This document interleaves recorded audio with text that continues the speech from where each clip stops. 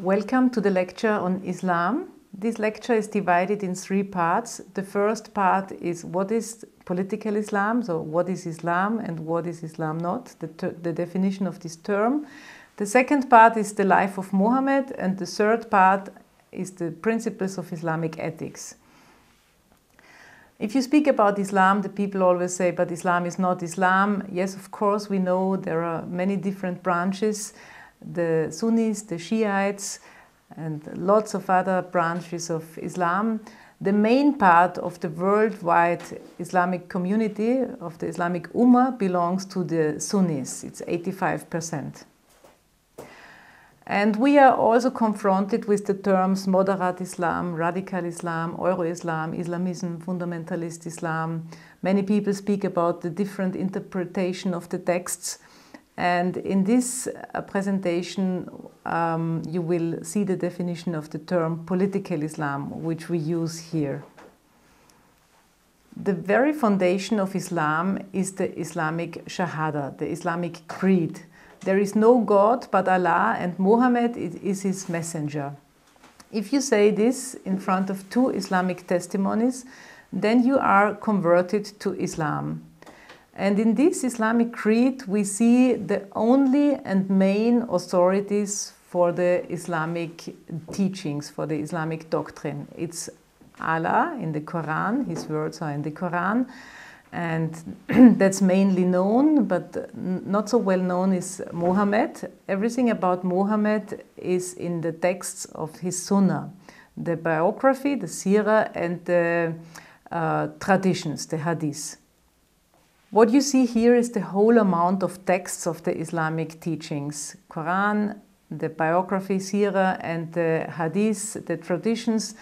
Everything what Mohammed said or did, all his actions are described in the Hadith. There are around 700,000 Hadiths, but 7,000 out from the 700,000 are declared as reliable, as Sahih. And also those hadiths are divided in different hadith collections. And of course, for our research, we use the main reliable hadith collections as the Hadith al-Bukhari, Hadith Abu Muslim or Abu Dawud. What is exceptional is what you see here in the slide, that more than half of the Islamic texts are dealing with the non-Muslim, how the non-Muslim should be treated according to these teachings. And this part of the Islamic doctrine we call political Islam, because it is dealing with us.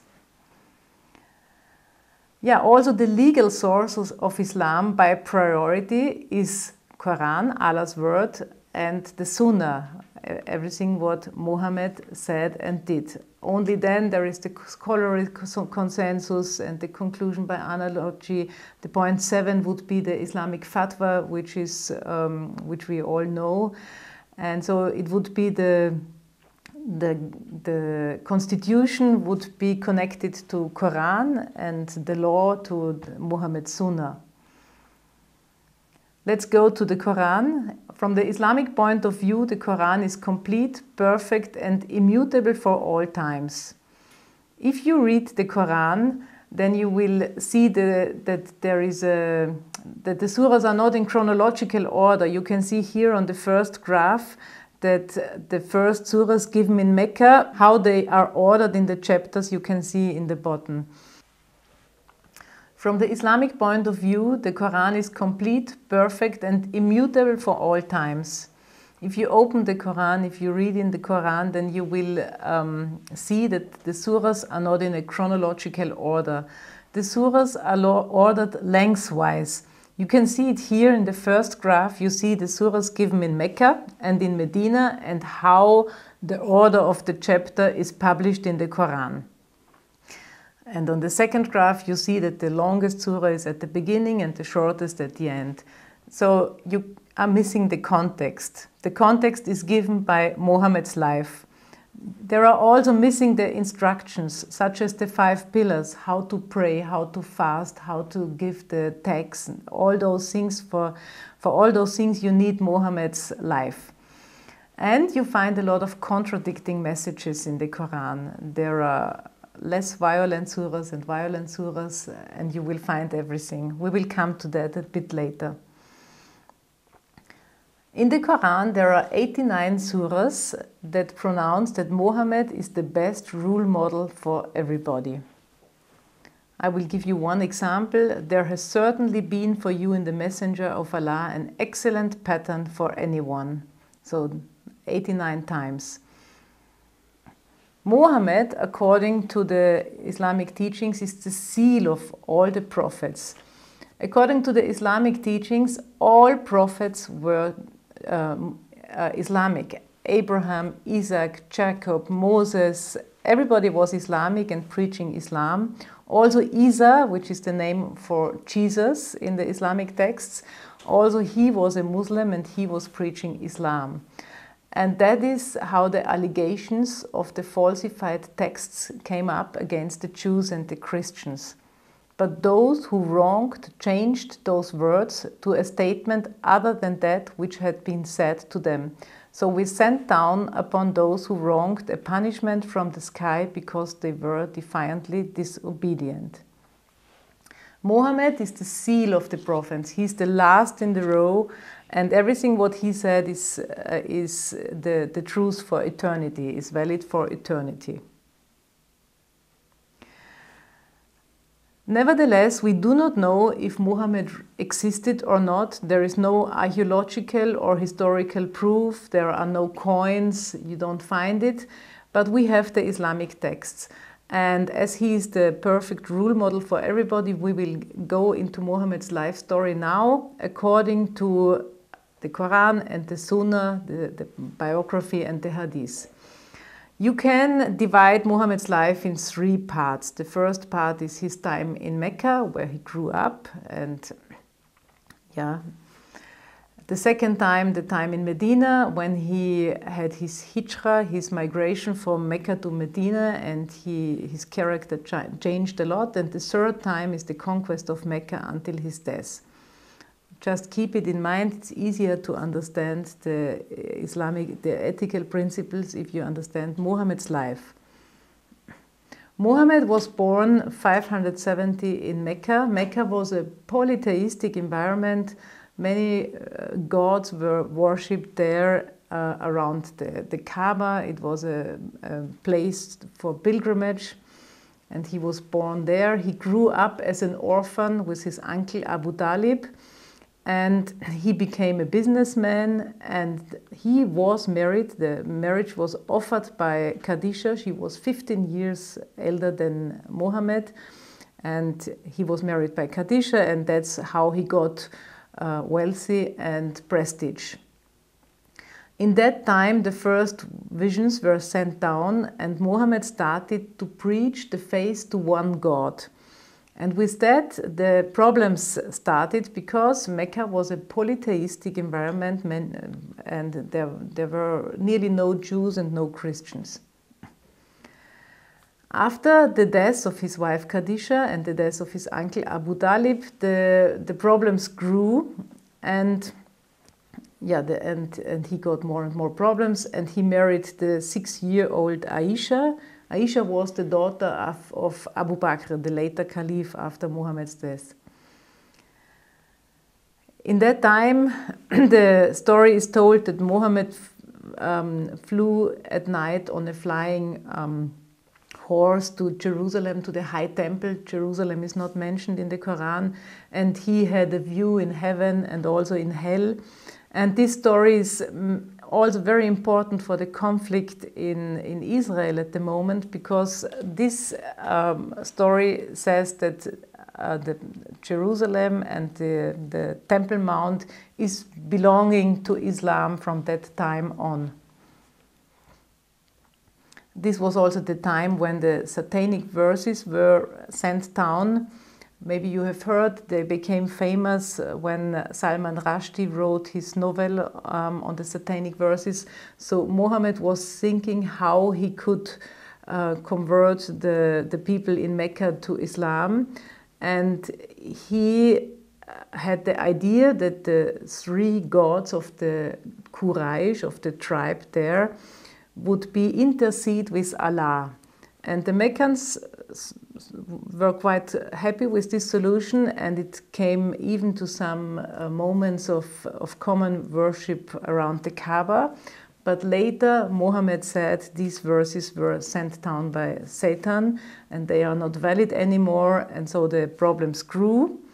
And it came to the Islamic migration, to the so-called Hijra in the year 622 from Mecca to Medina. The graph shows that in the first 13 years, Mohammed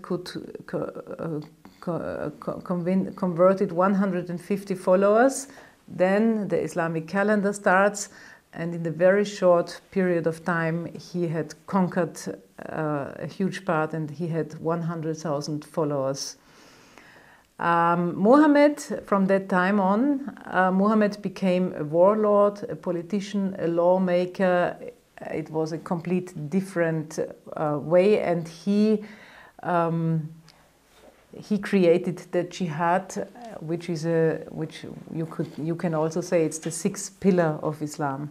In 622, after Muhammad's hijrah from Mecca to Medina, he became a warlord, a politician, and a lawmaker, and jihad became an important pillar to his message.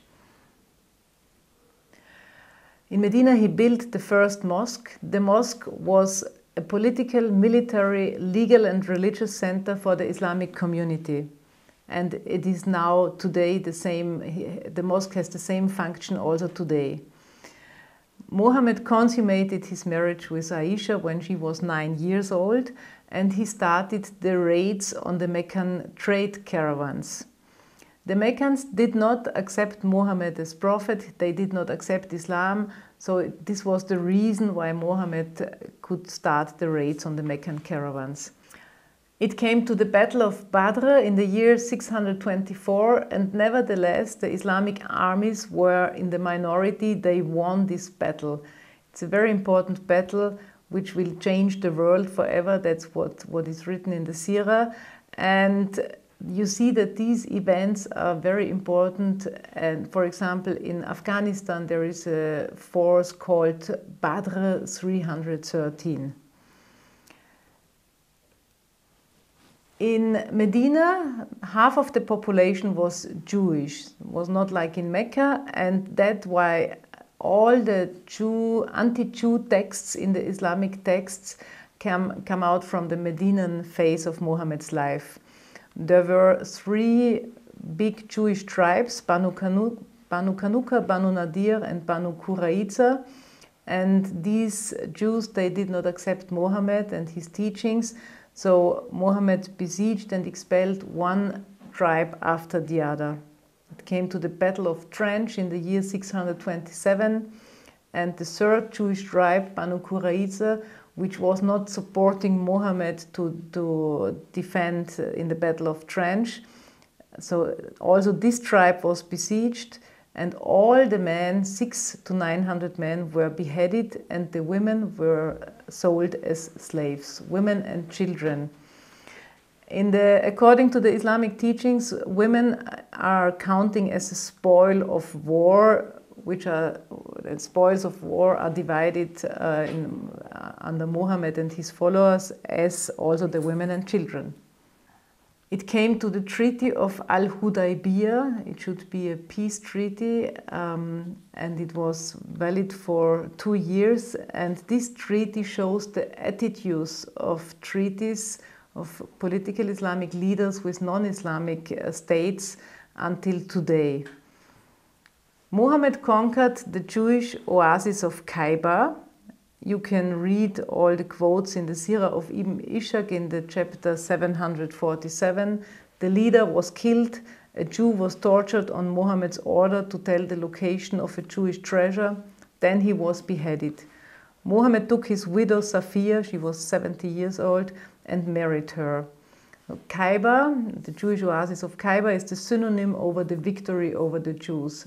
Khaybar, Khaybar, O Jew, Mohammed's army will come back. So Khaybar is the synonym over the victory over the Jews, and this war shout shows the anti-Jew attitude which we also are confronted with nowadays in all the European cities on the street.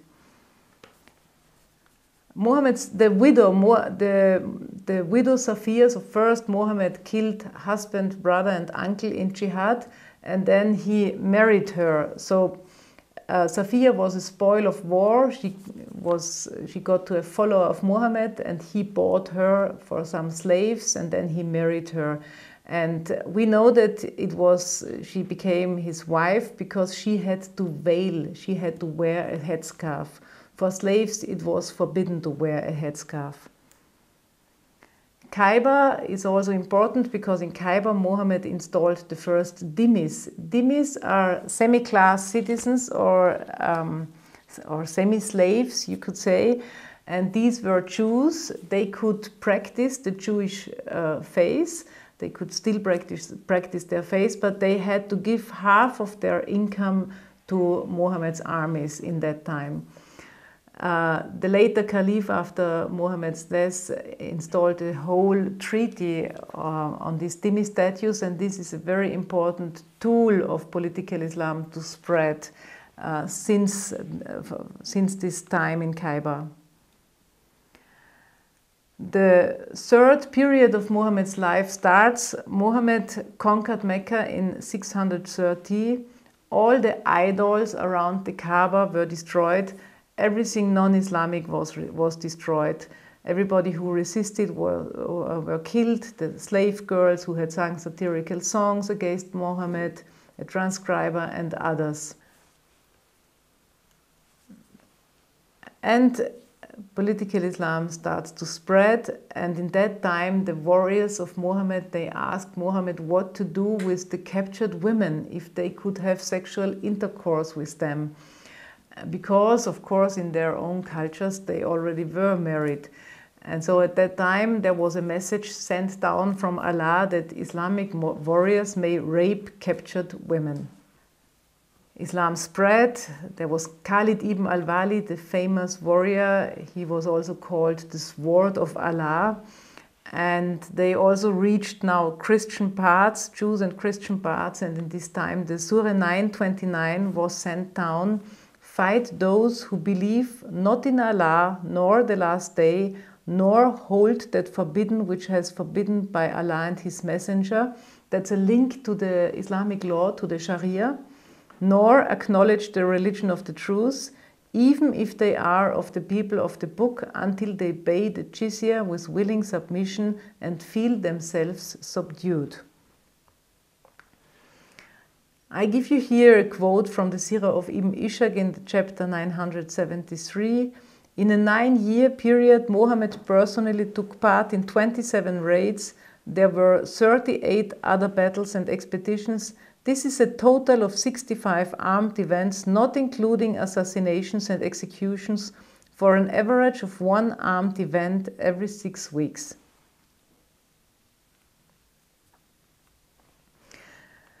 When Muhammad died, he said there should be no religion in Arabia except Islam, and that money should continue to be paid to influence the Kafir ambassadors from abroad, so the non-Islamic ambassadors.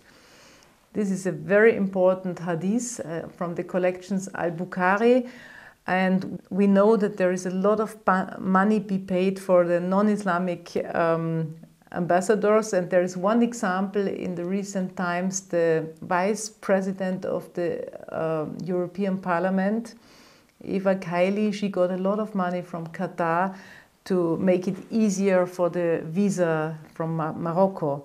And there are many other examples. It's called the jihad of the money. What you see here is a quote from Hassan al-Banna. Hassan al-Banna is the founder of the Muslim Brotherhood in 1928 in Egypt. And he said, when they tell you there is politics, tell them that this is Islam and we do not know the separation of religion and politics.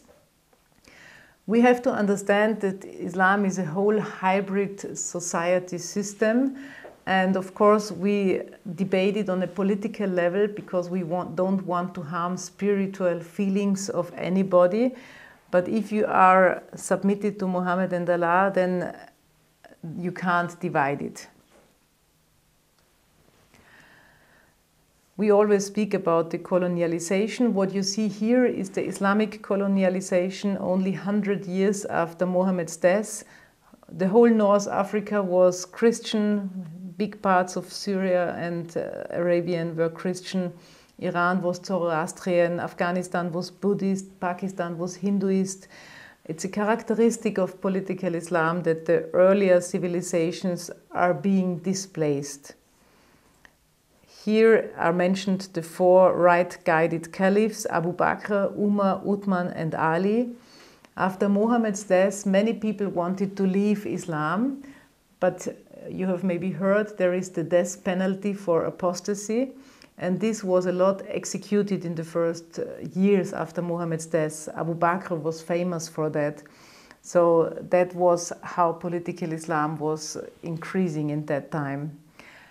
And then we had 14 caliphs of the Umayyads, 57 of the Abbasids, and 11 caliphs of the Ottomans until 1924, and we will show you how it is continuing now.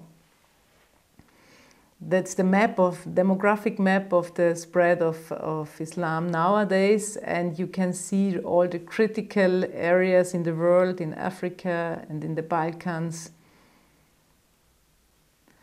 The goal of political Islam is submission. It is he who has sent his messenger with guidance and the religion of the truth to proclaim it over all religion, even so the pagans may detest it. It's about ruling, about guidance. The strategy is jihad and the step-by-step implementation of the Sharia, of the Islamic law. We will go to that now in the third part of the lecture, the principles of the Islamic ethics. The second caliph after Muhammad's death, Umar, he made the Treaty of Umar, which is we remember that Muhammad installed the first dhimmis in Kaiba. So dhimmis were Jews and Christians under the Islamic ruling. Dhimmis have to pay a jizya tax. They are not allowed to build new churches and monasteries. They have to give food and accommodations for Muslims. They are not allowed to manifest religion in public. Strongly forbidden, what we know in Islamic countries, to missionize. They have to wear recognizable clothing, the Christians blue, the Jews yellow. They are not allowed to carry weapons, not allowed to sell alcohol, and no criticism of Muhammad. I will come to that a little bit later. There was a prohibition to teach the Quran to non-Islamic children. The homes of non-Muslims must not be higher than the homes of Muslims. Let's have in mind the World Trade Center. And dhimmis are not allowed to ride on horses, only on donkeys. This dhimmi status is a tool for the spread of Islam, which shows also the history. When Egypt was conquered by 10,000, an army of 10,000 men, 10 years after Muhammad's death, and first the institutionalized repression was not so bad, so the jizya tax was not high. But the more political Islam gained power, the stronger were the restrictions for the dhimmis. And it took in Egypt, it took 800 years until the population was half Islamic, half non-Islamic. And that shows a little bit how political Islam is functioning in long periods. It's not in short political terms. At the beginning of the 20th century, it was no problem. Political Islam was not that strong, and there are also other ways how Islam can come into non-Islamic states and countries. And it started in Europe in the 50s, 60s, not with war, not with violence, but with trade and hijra. Hijra, which is the Islamic word for migration. And that's the spread of the Islamic organizational infrastructure in Germany.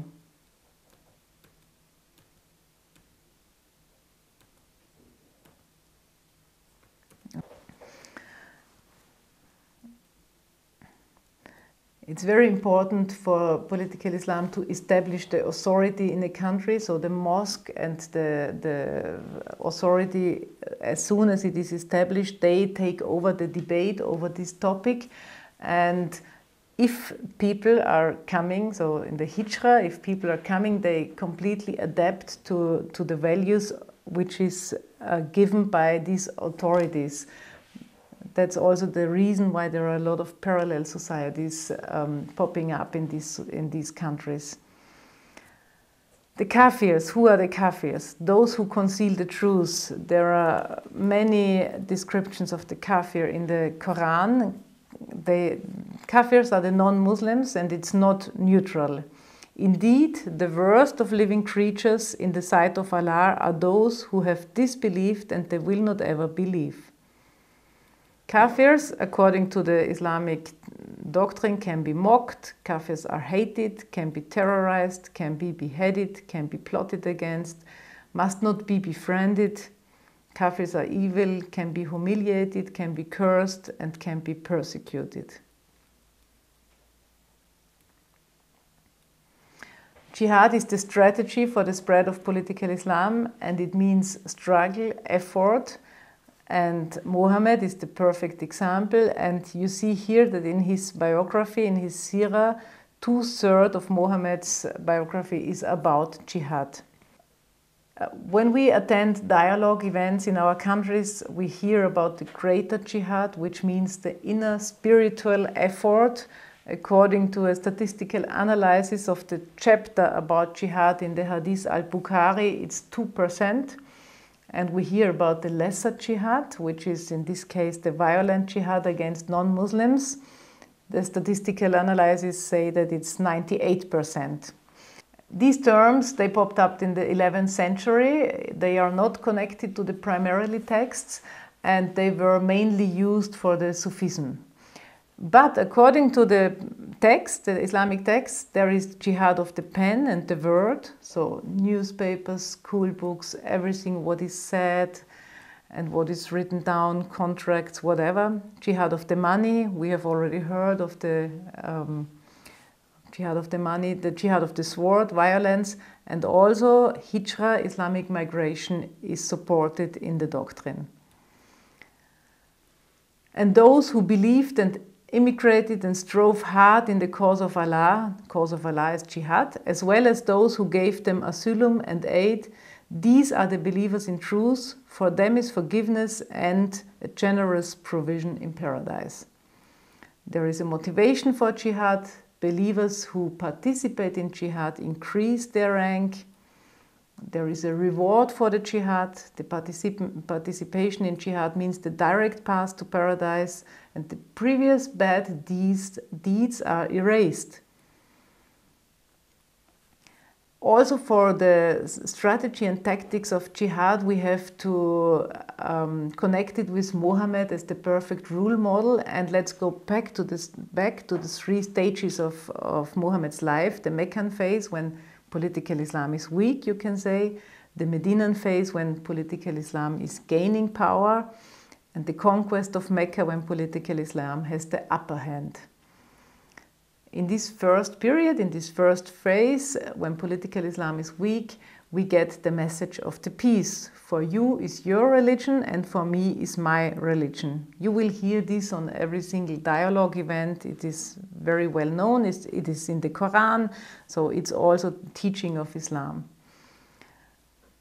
There is one example in Austria in the year 2017. 300 imams signed the declaration against violence and terror.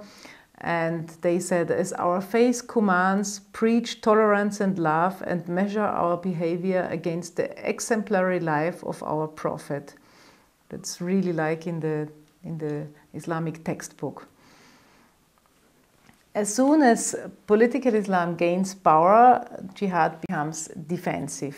And slay them wherever you find them and drive them out of the places whence they drove you out, for persecution is worse than slaughter. This is very important if we are if we connect it with the situation in Israel now, yeah, and drive them out of the places when state drove you out.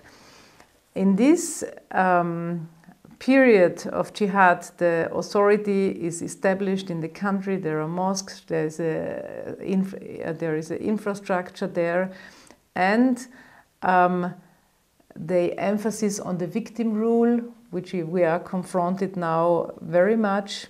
So according to the Islamic teaching, Muslims can only be the victim. Not accepting Islam is already a crime. Politicians are influenced a lot. They get presents, they are visited, they get invitations, money, whatever. There is a huge demand for halal, for prayer rooms, for prayer times. There is political demands based on religion. This is one of the strategies of political Islam. And I mentioned it already, there are laws against Islamophobia. So it's forbidden to criticize Mohammed, strongly forbidden. We know that in Nigeria or in Islamic countries there is a lot of problems if anybody is accused for blasphemy. They can be killed. So blasphemy is not a good term for the Western societies. We don't deal with that. That's why in the 1990s the Organization of Islamic Cooperation, this is an organization of 56 Islamic states together, they created the term Islamophobia. Islamophobia is now connected to racism, and racism can be punished by our own laws. 1 year ago, on the 15th of March, there was a resolution signed in the United Nations. Pakistan brought this resolution to the United Nations that the 15th of March should be the day to combat Islamophobia. So it's more and more they want to punish Islamophobia, which is connected with racism. That's an example how you can see that the Sharia law, Islamic law, is implemented in our own laws. In Austria we have the hate crime in the net and degradation of religious teachings and other laws. Jihad of the scriptures, of the word and the speech. This is announced in the newspaper. The head attaches great importance to mercy towards all human beings, the absolute justice, the equality of woman and man, the separation of religion and state, to an end to violence action in the name of religion, and to human rights as laid down in the Quran. That's what we want to hear, and the last sentence is according to the Islamic teachings. The human rights as laid down in the Quran is submitted to Mohammed and Allah. We have these pictures in a Vienna mosque. We know that the mosque is also a place for military strategies, and here the children, they had to play the Battle of Kanakkale. There is political Islam in the school textbooks. Mohammed began to preach. This is a history book for 12-year-old students. Mohammed began to preach. He proclaimed that all men were equal, that the slaves had to be freed, that one had to share his wealth with the poor. With this he made enemies, and he had to immigrate from Mecca in 622. Finally, he gained so many followers that he could return to Mecca. After his death, Islam continued to spread. How does it come to that? It's, as I mentioned, the Islamic authorities are in the country, are in Austria. We have the Islamic communities, and if a non-Muslim wants to know something about this topic, he doesn't turn to the Islamic texts, he doesn't read a huge amount of texts. He goes and he asks the imam of the neighbor mosque, and that is how Islam is presented in the first periods of jihad. As soon as Islam has the upper hand, when Muhammad conquered Mecca from Medina, it changes. When the sacred months have passed, slay the idolaters where you find them, take them captive and besiege them, prepare for them each ambush. If we think on 1979, the Iranian Revolution, we know that from one day to the other, when Islam took over the power, the political power, everything non-Islamic was destroyed. This is a rough estimate of victims of jihad as it is laid down in Quran, Sirah and Hadith. We call it the tears of jihad. There are 60 million Christians, 10 million Buddhists, 80 million Hindus, 120 million Africans, a total of 270 million victims of jihad. When Mohammed conquered Mecca from Medina, all the idols around the Kaaba were destroyed. There were 360 huge idols. They were all destroyed. And so the destruction of non-Islamic monuments is doctrine of political Islam. And here are some examples in Afghanistan and of course in Syria and also in previous cultures. Monuments were destroyed. This is not so well known, but you have to go and do some research. For example, here the eyes are cut out, arms, nose are cut off. This is in the Sphinx in Egypt. There is Memri TV, it's the Middle East Media Research Institution, and I really give you the advice to go into that and to see what Islamic authorities preach, and it's translated into English.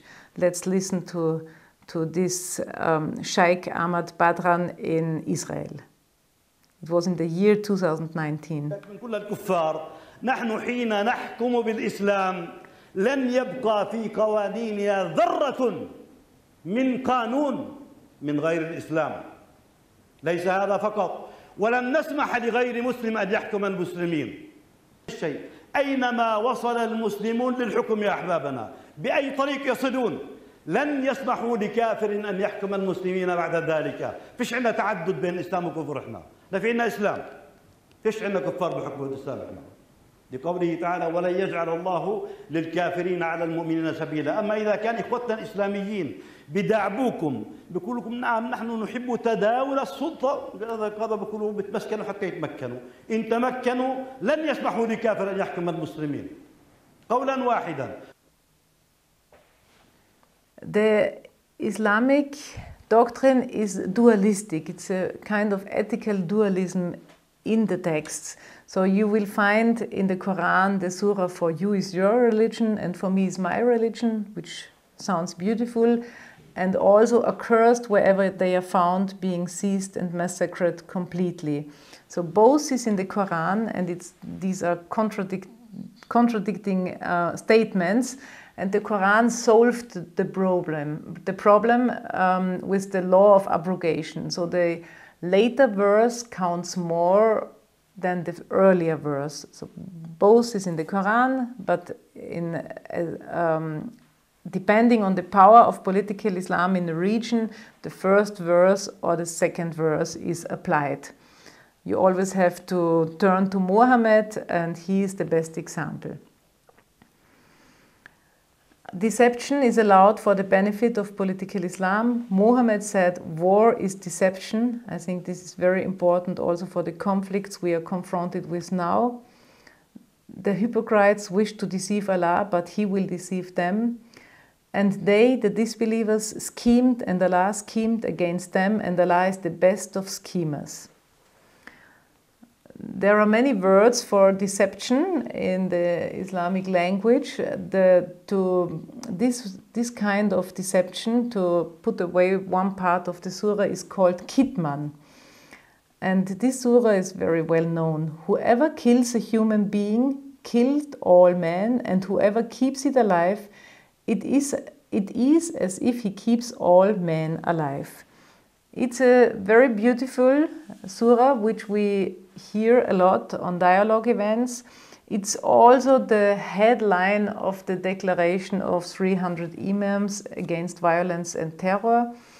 It is also content of the Abu Dhabi Declaration. This is the Declaration of Fraternity, which was signed by the Pope Francis and the chief of the Al-Azhar University, Al-Tayeb.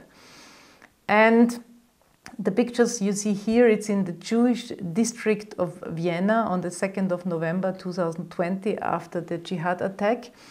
And it's behind the Jerusalem stairs beside the synagogue.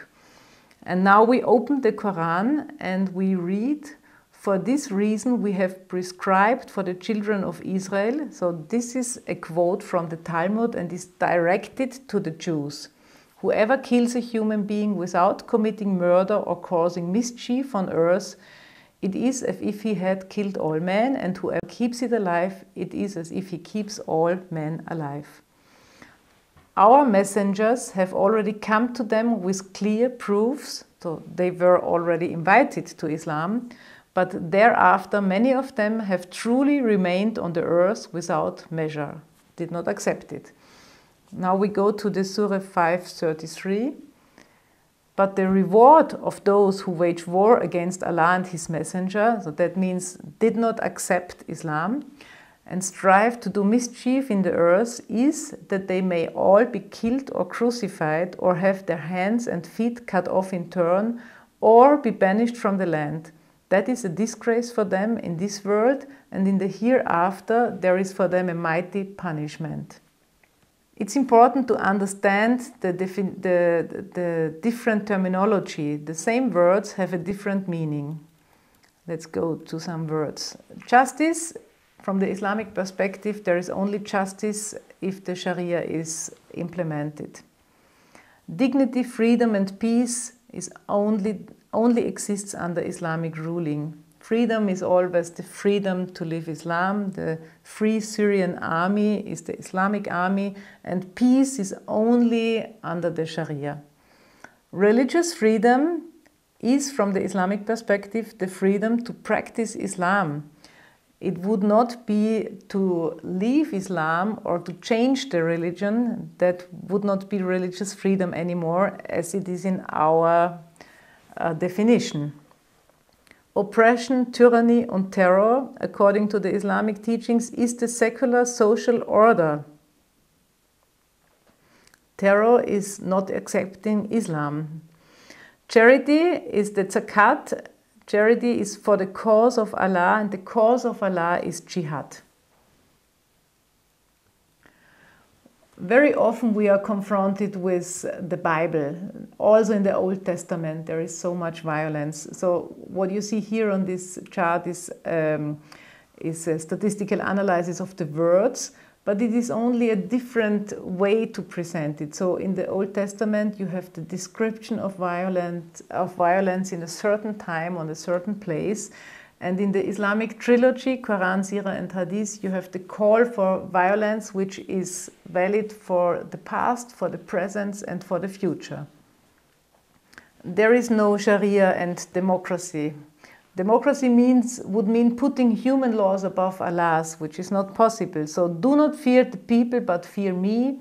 And whoever does not judge by what Allah has revealed, then it is those who are the disbelievers.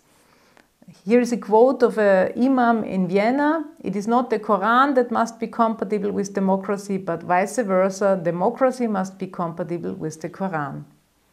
Sharia and the human rights. So in the Cairo Declaration of 1990, which was signed by the 56 states of the Organization of Islamic Cooperation, is not the same than the human rights of 1948.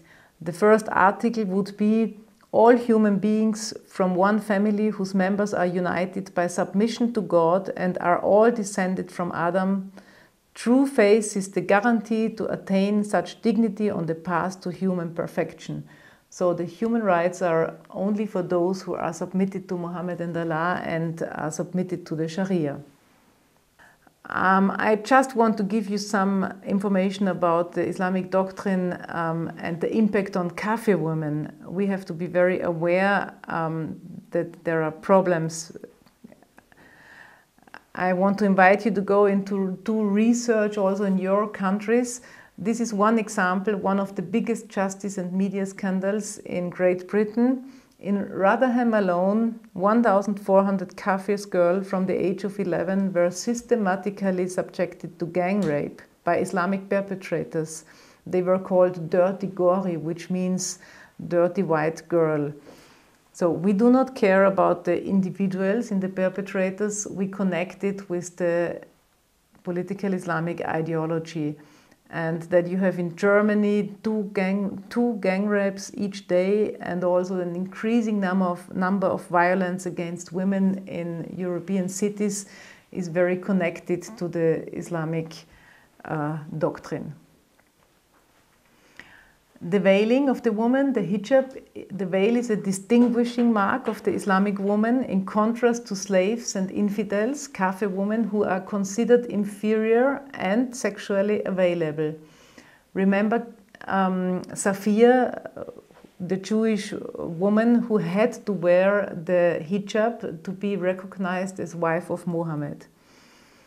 O Prophet, tell your wives and your daughters and the women of the believers to bring down over themselves part of their outer garments that is more suitable, then they will be known and not be abused. And ever is Allah forgiving and merciful. So in Austria we have a lot of cases of students, girls in the schools who are wearing the veil, the hijab, not to be abused, to be protected. This is the first reason for that. There is also a huge increase on acid attacks, mainly in Great Britain. And now we come to the proportion of texts of Jew hatred, which is very important for these days. So you see in the Meccan Quran there is nearly no Jew hatred because there were no Meccans no Jews in Mecca. In the Medinan Quran we remember the big Jewish tribe, so there's a lot of Jew hatred. Altogether there is more Jew hatred in the Islamic trilogy than in Hitler's Mein Kampf. There's two quotes out of the Sirah. Then the apostle divided the property, wives and children of the Banu Qurayza, and he cast terror into the hearts. Some you slew, some you captured. He killed the man and he captured the woman and children, and he caused you to inherit their land and their dwellings and their property. Yeah, we hear the shout, Kaiba, Kaiba, O Jew, Mohammed's army will come back. This was in the year 21, but we also hear it nowadays. It was shouted on the 13th of October, and in all the big cities we hear this war shout.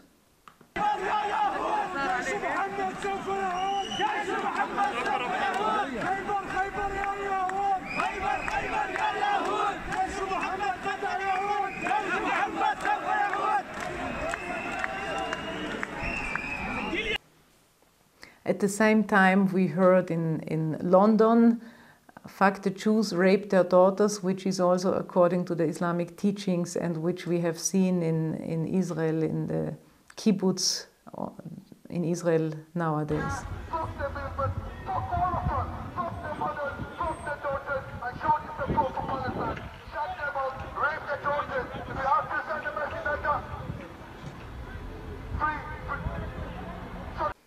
We are coming to an end. That's an Islam conference in Norway. Let's listen to what the Imam says. Because every now and then, every time we have a conference, every time we invite a speaker, they always can come with the same accusations.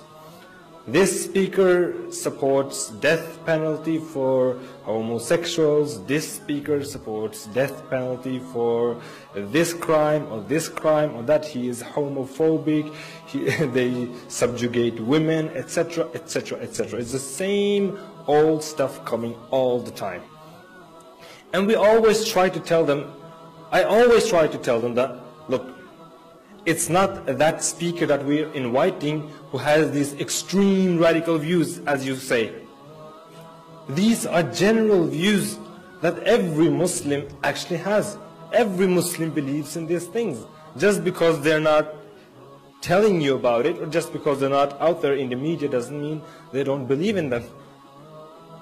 So I will ask you, everyone in the room, how many of you are normal Muslims? You're not extremists, you're not radical, just normal Sunni Muslims. Please raise your hands. Everybody, mashallah, subhanallah. Okay, take down your hands again. How many of you agree that the punishments described in the Quran and the Sunnah, whether it is death, whether it is stoning for adultery, whatever it is, if it is from Allah and His Messenger, that is the best punishment ever possible for humankind, and that is what we should apply in the world? Well, who agrees with that? Allahu Akbar. Are you all the radical extremists? SubhanAllah. Our wish, and this is always the wish of the non-Muslims, is the modernization of Islam. And it is not possible because the only authority is Allah and Mohammed. And this is the opening of a Friday ceremony. The best speech is the Book of Allah, and the best guidance is the guidance of Mohammed, and the most evil thing is to renew it, and any renewal in religion is misguidance. Thank you very much. If you want to know more, please go and do some research in the authentic Islamic texts.